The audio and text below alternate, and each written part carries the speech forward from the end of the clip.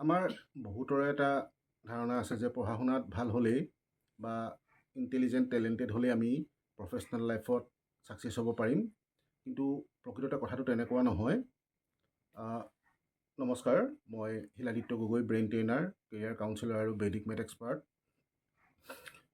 আপোনালোকে এটা কথা মন কৰিব, পঢ়া শুনাত বহুত চোকা বা ইণ্টেলিজেণ্ট ল'ৰা ছোৱালী বা কিছু মানুহ ব্যৱহাৰিক বা প্ৰফেশ্যনেল লাইফত বহুত বেছি ফেইলাৰ হোৱাৰ উদাহৰণো দেখা যায়। কিন্তু তাৰ তুলনামূলকভাৱে পঢ়া শুনাত কম চোকা বা খুবেই বেয়া বা ইণ্টেলিজেণ্ট নোহোৱা কিছুমানো ল'ৰা ছোৱালী কিছুমানো প্ৰফেশ্যনেল লাইফত বহুত বেছি ছাকচেছ হোৱা দেখা যায়।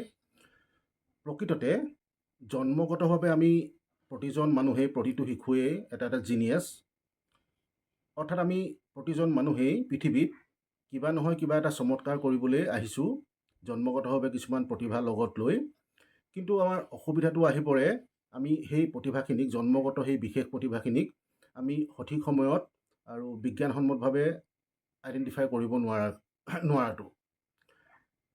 DMIT, ডাৰ্মাটোগ্ৰাফিক মাল্টিপল ইণ্টেলিজেণ্ট টেষ্ট, অৰ্থাৎ ফিংগাৰপ্ৰিণ্ট টেষ্টৰ যোগেদি আমি শিশুসকলৰ সেই জন্মগত বিশেষ প্ৰতিভাখিনি বিজ্ঞানসন্মতভাৱে আইডেণ্টিফাই কৰিব পাৰোঁ।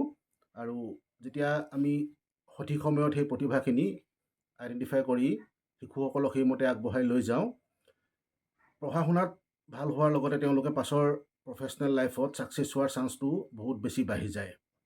মানে আমাৰ অভিভাৱকসকলৰ কিছুমান ভুল ধাৰণা এনেকুৱা থাকে যে মই ভাল পাওঁ, গতিকে মোৰ ল'ৰাটো বা ছোৱালীজনীও ভাল পাব, মই পাৰিছোঁ, গতিকে মোৰ ল'ৰাটো বা ছোৱালীজনীও পাৰিব, বা দৰকাৰ হ'লে শিকাই ল'ম।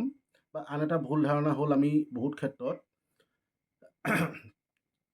ইণ্টাৰেষ্ট আৰু টেলেণ্ট দুয়োটাকে এক বুলি ভাবোঁ।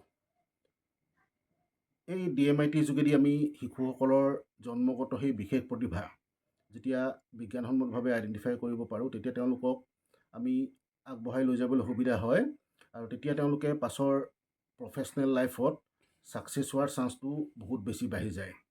পুনৰ এবাৰ আপোনালোকক মই আকৌ এষাৰ কথা ৰিপিট কৰিব বিচাৰিম যে আমি জন্মগতভাৱে প্ৰতিজন মানুহেই একোজন জিনিয়াছ, আৰু আমি বিশেষ কিবা নহয় কিবা এটা বিষয়ৰ চমৎকাৰ কৰিবলৈহে পৃথিৱীলৈ আহিছোঁ। গতিকে এই DMITৰ প্ৰয়োজনীয়তাৰ বিষয়ত আজি আপোনালোকক এই চমুকৈ এটা বিষয় আমি আগবঢ়ালোঁ।